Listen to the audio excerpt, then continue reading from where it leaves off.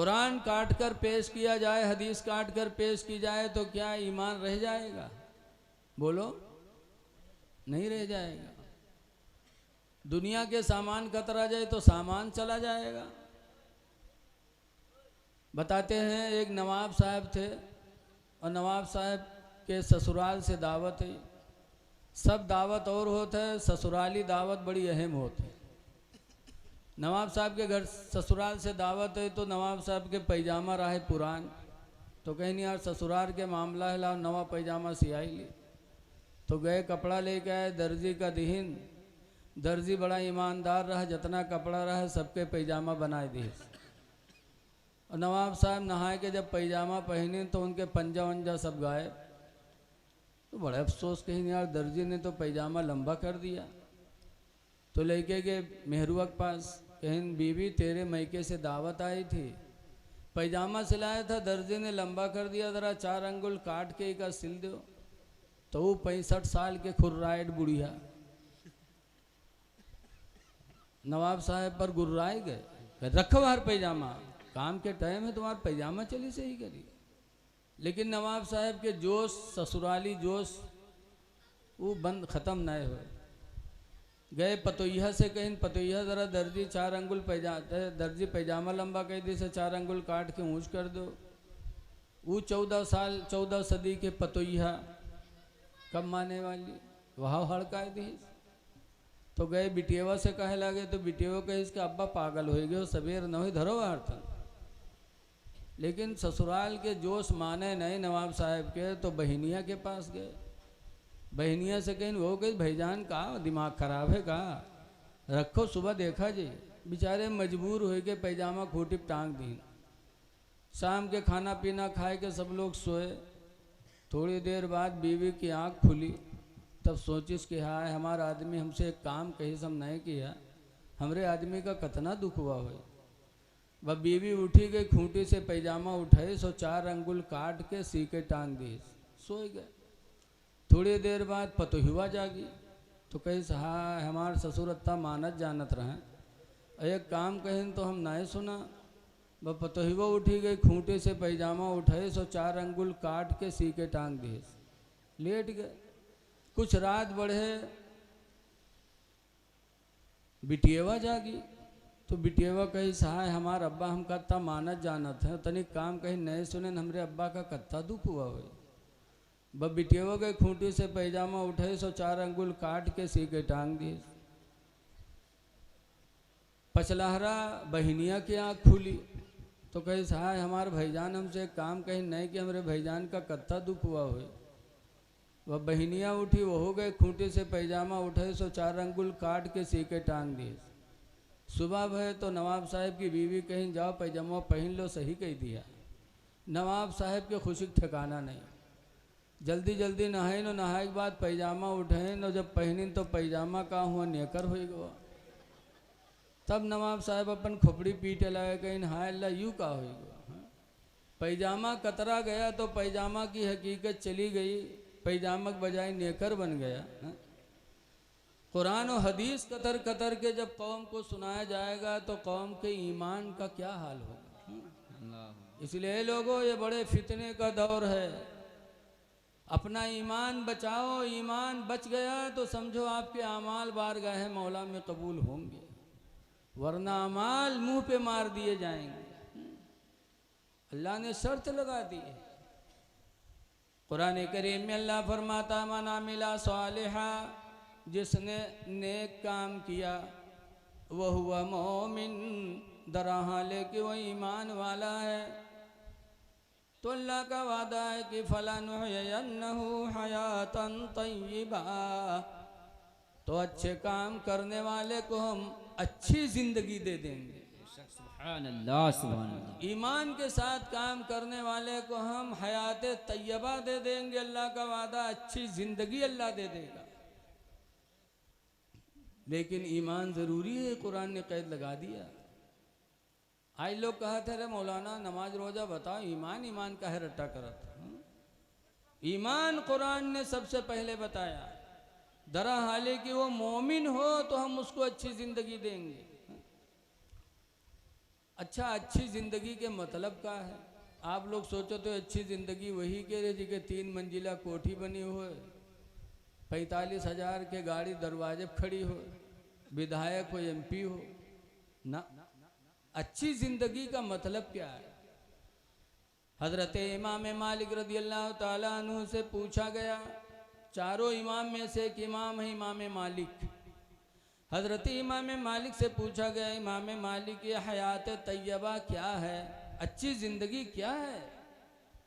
तो इमाम मालिक फरमाते हैं, अल्लज़ी याकुलु हलाला, अच्छी ज़िंदगी वो है जिसकी रोज़ी हलाल हो, जो हलाल रोज़ी खाए। इमाम मालिक कहते हैं अच्छी ज़िंदगी उसकी है। वयल्बुसु हलाला, और हलाल कपड़ा पहने, जिसकी रोज़ी हलाल हो, जिसका लिबास हलाल हो। इमाम मालिक फरमाते हैं अच्छी ज़िंदगी उसी की। सुभान अल्लाह, सुभान अल्लाह। ऐ लोगो, रोज़ियाँ हलाल करो, कपड़े हलाल करो। आज नानपारा करीब है, इसलिए इस बात को भी जिक्र कर रहे हैं कि आज किराए पर दुकान ले लेते लोग, और 2-4-10 साल के बाद फिर दुकान के मालिक होने का दावा कर देते हैं कि ये दुकान हमारी है। बोलो कितने मुकदमे ऐसे चलते हैं, हा? मकान किराए पर ले लिया और 8-10 साल के बाद खाली करने की बात आए तो खाली नहीं कर रहे हैं, कहते तो मकान मेरा है। ऐसे लोगों को कुरान की आयत से सबक सीखना चाहिए। सुनो, हुजूर सल्लल्लाहु अलैहि वसल्लम मक्का पहुंचे, कई हजार सहाबा साथ में थे। हुजूर पहुंचे खाने काबा के करीब, तो खाने काबा की चाबी उस्मान बिन तलहा के पास थी। किसके पास थी? उस्मान बिन तलहा। खाने काबा के मुतवल्ली थे उस्मान बिन तलहा। जैसे आज मस्जिद के मुतवल्ली होंगे कोई आपके यहाँ, हर मस्जिद का मुतवल्ली होता है। खाने काबा के मुतवल्ली थे उस्मान बिन तलहा। हुजूर ने चाबी मांगी कि दे दो, हम अल्लाह के घर में इबादत करना चाहते हैं। उस्मान बिन तलहा ने चाबी नहीं दिया और छत पे चढ़ गए, कहा चाबी नहीं दूंगा। हजरत अली शेर खुदा से सरकार ने फरमाया, अली जाओ उस्मान से चाबी लेकर आओ। हजरत उस्मान अली शेर खुदा थे, गए, एक हाथ से उनका हाथ मिरोड़ा, दूसरे हाथ से चाबी छीना और छीन कर आए, खाने काबा का ताला खोला, अल्लाह के रसूल अंदर तशरीफ़ ले गए, अल्लाह की इबादत की, और जब निकले ताला बंद किया तो हुजूर के चचा हज़रत अब्बास, सगे चचा आ गए। कहने लगे, मेरे भतीजे मोहम्मद सल्लल्लाहु अलैहि वसल्लम, अब ये चाबी हमको आप दे दो और खाने काबा का मुतवल्ली हमको बना दो। इसके मुतवल्ली हम हो जाए। आज भी लोग मुतवल्ली होने का शौक़ बहुत रखते,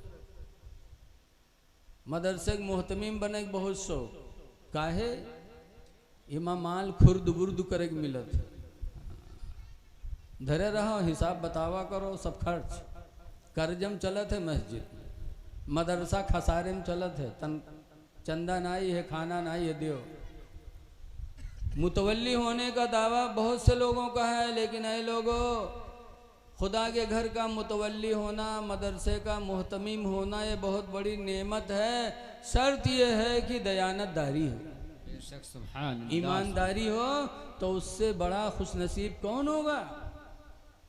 अल्लाह के नबी फरमाते हैं, नबी क़तादा काला काला रसूलुल्लाह, हज़रत अबू क़तादा से रवायत है, फरमाते अल्लाह के रसूल ने शायद फरमाया, इज़ा रअयतुमुर रजुला, जब ऐसे आदमी को तुम लोग देखो, कैसे आदमी को, यतआहदुल मस्जिदा, जो मस्जिद में आना जाना रखे, मस्जिद की देखभाल करे, मस्जिद की देखभाल करने वाले को जब तुम लोग देखो, फशहदो लहू बिल ईमान, तो उसके ईमान के गवाह बन जाओ। बेशक सुभान अल्लाह सुभान। बड़ी खुशनसीबी की बात है मस्जिद का मुतवल्ली होना। तो हज़रत अब्बास ने कहा अल्लाह के रसूल ये काबे के चाबी हमको दे दो, हमको मुतवल्ली बना दो। तो फ़ौरन कुरान की आयत हज़रत जिब्रील लेके नाजिल हुई। अल्लाह ने फ़ौरन कुरान की आयत भेजी, इन्नल्लाह यामुरुकुम, ऐ महबूब बेशक अल्लाह तुम्हें हुक्म देता है, अन तुअद्दुल अमानात इला अहलिहा, कि जिसकी अमानत है उसी को अमानत वापस कर दो। सुभान अल्लाह सुभान। जिसकी अमानत है उसको दे दो। चाबी उस्मान बिन तलहा से लिया है, ये उसी की अमानत है, उसको वापस कर दो। हुजूर ने अपने चचा अब्बास से कहते हैं, अब्बास अल्लाह का हुक्म नाजिल हो गया कि जिसकी अमानत है उसे दे दो। हुजूर ने हज़रत अली को चाबी दिया, कहा जाओ उस्मान बिन तलहा को दे दो। हज़रत अली गए और बड़े अदब से चाबी पेश किया। तो उस्मान बिन तलहा कहते हैं, अली लेने आए थे तो बड़ी ज़बरदस्ती छीना था, और देने आए हो तो बड़े मोहब्बत से दे रहे हो। हज़रत अली कहते क्यों न दे दूँ, कुरान का हुक्म अल्लाह ने नाजिल कर दिया मेरे महबूब पर कि ए नबी जिसकी अमानत हो उसको दो। तो आपकी अमानत थी, आपको वापस की जा रही है। उस्मान बिन तलहा की आंखें खुल गईं। कहते हैं, अली खुदा की कसम, अगर कुरान ने ये हुक्म दिया है कि जिसकी अमानत है उसे दे दो, तो खुदा की कसम मेरा ईमान हो गया कि कुरान कभी झूठा नहीं हो सकता। सुभान अल्लाह। ऐसा मजहब कभी झूठा नहीं हो सकता। हजरत उस्मान बिन तलहा ने कुरान का ये हुक्म देख करके उन्होंने बुत परस्ती छोड़ा और कलमे तैयबा पढ़ा, ला इलाहा इल्लल्लाह मुहम्मदुर रसूलुल्लाह। कलमा पढ़ के उस्मान बिन तलहा मुसलमान हो गए। कहा खुदा की कसम, जिस मजहब में ये हुक्म हो कि जिसकी अमानत हो उसे वापस करो, वो मजहब कभी झूठा नहीं हो सकता। बेशक सुभान अल्लाह। ऐ लोगों, किसी की दुकान न हड़पो, जब तक रखे रहो, और जब कहे खाली कर दो खाली कर दो। जिसकी अमानत है उसे दे दो। किसी की मकान पे कब्जा न करो, जब तक रहो रहो, और जब वो मालिक कहे खाली करो तो खाली कर दो। ऐसे ही किसी की चीज पड़ी पाओ तो पता हो तो उसको दे दो। मोबाइल बताओ का तो छोड़ दो, आज चोरी होता, अमानत कौन देता है? आज तो लोग चोरी करते हैं, और चोरी का हुक्म बहुत सख्त है। काश आज कुरान पर अमल होता गवर्नमेंट का तो चोरियां बंद हो जाती, लेकिन कुरान पर अमल नहीं, इसीलिए चोरियां बढ़ती जा रही हैं। कुरान का हुक्म अल्लाह फरमाता, सारिको व सारिकतो, चुट्टा और चुट्टिन ये पकड़े जाएं। दोनों को अल्लाह ने बताया है, औरतें भी चुट्टिन होती। और हमने तो बहुत करीब से देखा, हमारा मदरसा अजीज़ुल उलूम नानपारा सोनारों की गली में है। जत्ती नकाब वाली मेहरुएँ हैं सब हुए पहुँची हैं, कोई शर्म हया नहीं। इनका एक चाय पिया देते हैं और 100 के धन 1000 में इनका दे देते, लेके चली आओ। एक चाय के लिए मरती। अरे इनको सोने का ना वजन मालूम, ना पहाड़ा याद, ना अरे जेवर खरीदवाओ तो अपने मर्द से खरीदवाओ, ताकि मर्द कम से कम जोड़ तो ले, हिसाब तो लगा ले। तुमको आजकल के सुनार एक एक चाय पिया करके तुम्हारी रकमें लेते हैं और तुमको एक चाय में मस्त कर देते हैं। सब नकाब वाली वहीं पहुंचती। एक दिन एक नकाब वाली वो अंगूठी दिखाई 4-5 ठोर के बाद कहीं नहीं पसंद है, वो दोसन निकाले लाग, जब तक कि एक अंगूठिया उठा के पर्स में डाल ली।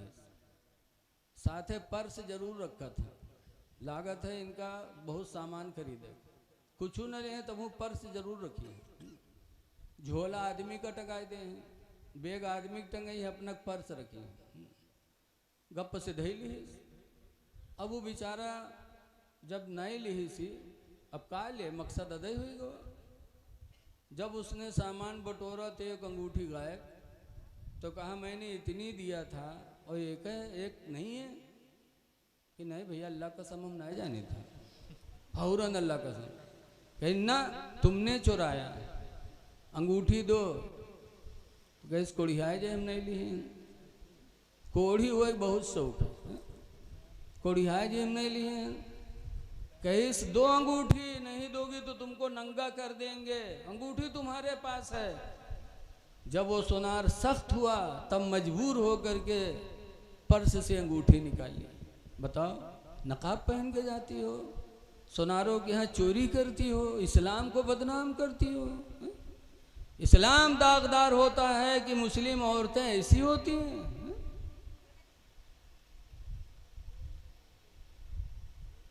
नबी करीम के ज़माने में भी चोरी हुई। सरकार के घराने की एक औरत, बनु हाशिम ख़ानदान की एक औरत चोरी की तो चोरी में पकड़ गया। तो कुरान पर अमल, अल्लाह फरमाता सारिक़ व सारिक़तो चोट्टा चोट्टिन फ़क्त वैदियहुमा, उनके हाथों को काट दो। हाथ काटना है इस्लाम में। अगर एक चोर के हाथ कटे तो कभी कोई चोरी करने के लिए आगे नहीं जाएगा। बेशक बोलो जाएगा? नहीं जाएगा। आज अगर थानों पे अमल हो जाए इस पर तो चोरी बंद हो जाए। लेकिन कुरान को कहते हैं ये मजहबी किताब है। मजहबी किताब ज़रूर है, लेकिन ये ऐसी किताब है कि हमारी आपकी ज़िंदगी का दारो मदार उसी पर है। अगर उस पर हम अमल कर लें तो इंशाअल्लाह हमारी ज़िंदगी में कोई बुराई नज़र नहीं आएगी। बेशक सुभान अल्लाह, सुभान अल्लाह, वाह वाह। हाथ काटने का हुक्म अल्लाह के रसूल ने दे दिया। तो जब बनु हाशिम ख़ानदान की और सरकार के घराने की औरत और हाथ काटने की बात आ गई, तो बनु हाशिम वाले मीटिंग की कहीं ऐसा है कि हुजूर से कहो नारे तकबीर, नारे तकबीर, नारे रिसालत, मसलके आला हजरत, उलमाए अहले सुन्नत, हजरत अल्लामा मुफ्ती फुरकान रजा साहब किबला, नारे तकबीर, नारे रिसालत। तशरीफ रखें आप हजरात, बैठें। देखिए बस 2 मिनट मैं अपनी बात पूरी कर रहा हूँ, फिर इंशाअल्लाह हजरत का बयान होगा। तो बनु हाशिम के लोगों ने मीटिंग किया कि हुजूर से सिफारिश कर दो कि हाथ ना काटे, वरना हमारा ख़ानदान क़यामत तक बदनाम हो जाएगा। तो अब कोई की हिम्मत नहीं कि सरकार से कौन कहे कि हाथ ना काटो, कुरान का हुक्म है। तो हुजूर सल्लल्लाहु अलैहि वसल्लम सबसे ज़्यादा उस वक्त किसको चाहते थे? अपने ग़ुलाम ज़ैद बिन हारिसा के लड़के उसामा को। सरकार की क्या मोहब्बत थी, क्या इंसाफ था कि जितना हुसैन को चाहते थे वैसे ही उसामा को भी चाहते थे। सुभान अल्लाह। ग़ुलाम के लड़के, नौकर के बच्चे को कौन चाहता है? लेकिन सरकार की हयात में है कि कभी हुसैन को सरकार कंधे पे बिठाते और उसामा को उंगली पकड़कर मदीने की गली में चलाते, और कभी उसामा को कंधे पे बिठाते और हुसैन की उंगली पकड़कर सरकार चलाते। दुनिया वालों को मेरे नबी ने दिखा दिया कि मेरे नज़दीक चाहे ग़ुलाम का लड़का हो चाहे अपना लड़का हो, मोहब्बत दोनों से बराबर है। बेशक सुभान अल्लाह। बहरहाल उसामा को सरकार बहुत चाहते थे, तो लोग कहीं कोई बात न कहीं पे उसामा से कहा वो कह दे हैं और हुजूर चाहते हैं मान लेंगे। तो उसामा से जाके कहा बनु हाशिम के लोगों ने। उसामा हुजूर के पास गए, कहने लगे अल्लाह के रसूल, बनु हाशिम के लोगों ने मुझे भेजा है कि वो औरत आपके ख़ानदान की आप हाथ ना काटो, वरना अबू बनु हाशिम क़यामत तक बदनाम हो जाएंगे। तो सरकार ने जैसे उसामा को इतना चाहते थे, फिर भी जैसे सुना तो सरकार की आंखें सुर्ख हुई और गुस्से में फरमाते हैं अतशफ़अ फ़ी हद्दिन मिन हुदूदिल्लाह, ऐ उसामा अल्लाह की सजाओं के बारे में तुम सिफारिश करने आए हो? वल्लाहि लौ सरक़त फ़ातिमतु बिन्ती मोहम्मद, खुदा की कसम अगर मोहम्मद की बेटी फातिमा ने अगर चोरी की होती, लक़ता मोहम्मदुन यदहा, तो अलबत्ता मोहम्मद उसके हाथ को भी काट देते। फातिमा के हाथों को काटते तुम खानदान की बात करने आए हो। अल्लाह के रसूल ने बनु हाशिम की औरत का हाथ कटवा दिया और इंसाफ को, उम्मत को पैगाम दे दिया इंसाफ का कि ऐ लोगों, हर हाल में इंसाफ ज़रूरी है। अल्लाह ताला हमको आपको अच्छी बातों पे अमल की तौफीक अता फरमाए। देखिए हज़रत तशरीफ़ ले आए और साथ ही साथ हज़रत अल्लामा मौलाना अय्यूब रज़ा साहब क़िबला भी तशरीफ़ लाए हैं। अब अगला प्रोग्राम आपके सामने होगा। अल्लाह ताला हमको आपको अमल खैर की तौफीक अता फरमाए। अस्सलामु अलैकुम व रहमतुल्लाहि व बरकातहू।